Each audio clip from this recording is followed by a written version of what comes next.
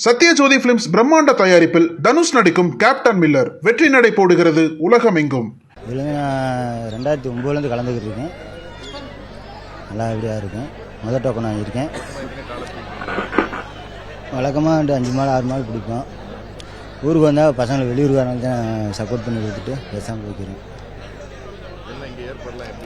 நல்லா ஆன்லைனில் கொஞ்சம் நல்லா தான் இருக்குது. இந்த வாட்டி ஆண்டவனுக்கு தெரியும். ஒரு 90 இருந்தால் எல்லாமே செய்யும்.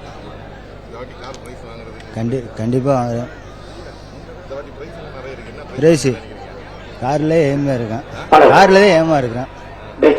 கண்டிப்பாக கார் பிடிக்கிறதுக்கு ஏம் பண்ணுவோம்.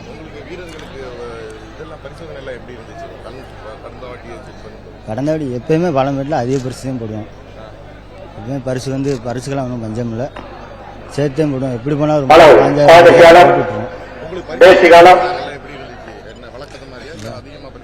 அது அதிகமாக பரிசு வாங்கி நல்லபடியாக பிபி செக் பண்ணுறது எல்லாமே நல்லபடியாக இருந்துச்சு. என்ன ஆன்லைனில் பதிகிறது கொஞ்சம் லேட் ஆகுது. எங்கெல்லாம் நேற்று டோக்கனே வந்துச்சு. அது கொஞ்சம் டக்குன்னு போட்டுவிட்டாங்க நல்லா இருக்கும். நிறையா பசங்களுக்கு வரவே இல்லை ஆன்லைனில். அது கொஞ்சம் சிரமம் இருக்குது. இல்லை இப்போ எங்கள் ஊர் பசங்க இருக்கிறாங்க. ஆனால் இப்போ நிறையா பேத்துக்கு வரலைங்க ஆன்லைனில். நான் ஒரு 9 வருஷமாக மாடு பிடிக்கிறேன். அந்த இதோட சேர்த்து நான் இப்போ 2 மாடு தான் பிடிப்பேன். அதுக்கு மேலே பிடிக்க மாட்டேன். எனக்கு ஃப்ரெண்ட்ஸு பசங்க எல்லாத்தையும் ஏற்றி விடணும். எல்லாரும் பிடிச்சாதானே சந்தோஷம். நான் மட்டும் பிடிச்சி போனால் அது ஒரு கஷ்டமாக இருக்கும். எல்லாரையும் பிடிக்கணும்னு ஆசைப்படுவேன். நான் பிடிச்சிட்டு என் தம்பி ஃப்ரெண்ட்ஸு அன்னைங்க எல்லாத்தையும் ஏற்றி விடுவோம். ஏற்றி விட்டு நல்லபடியாக பிடிக்க வைப்போம். எல்லாரும் பிடிச்சி போகும்போது ஒரு சந்தோஷமாக இருக்கும் எங்களுக்கு. கார் வாங்கணும் அப்படின்லாம் இல்லை. இன்னைக்கு சூழ்நிலைக்கு அது யாருக்கு வரணுமோ அதுதான் அந்த தருணம் தான். அது அந்த திறமைக்கான அங்கீகாரம் தான் அங்கே போய் தொட முடியும். எல்லாருக்குமே இல்லை திறமைக்கு அவங்களுக்கு அது சமயம் யாருனாலும் போய் இன்னைக்கு சூழ்நிலைக்கு யாருக்கு அது இருக்கோ அவங்க அந்த பரிசை தொடலாம். அந்த திறமைக்கான அங்கீகாரம் இருக்கவங்க தான் தொடணும். என்னோட ஆசைலாம் அந்த திறமைக்கான அங்கீகாரம் இருக்கவங்க தான் அந்த காரை போய் தொடணும். எனக்கு திறமை இருந்தா நான் வருவேன். வேற யாருக்கு திறமை இருக்கோ அவங்க தான் அந்த காரை தொடணும். ஏன்னா அது போராடணும்ல.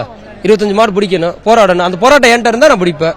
அந்த போராட்டம் என் தம்பிட்ட இருந்தா அவன் பிடிச்ச கார் வாங்குவான். அது அண்ணன்ட்ட இருந்தா வாங்குவான், ஃப்ரெண்ட்ஸ்கிட்ட இருந்தா வாங்குவாங்க.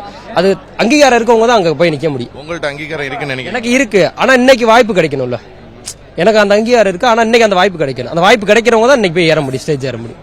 அது மாதிரி என்ன நினைக்கிறீங்க? எத்தனை மாடு பிடிப்பேன்னு நினைக்கிறீங்க? சாமியோட ஊக்கம் தான். நம்மளோட வலு எப்படி இருக்கோ அதை பொறுத்து தான் எத்தனை மாடுன்னு நம்ம தீர்மானிக்க முடியும்.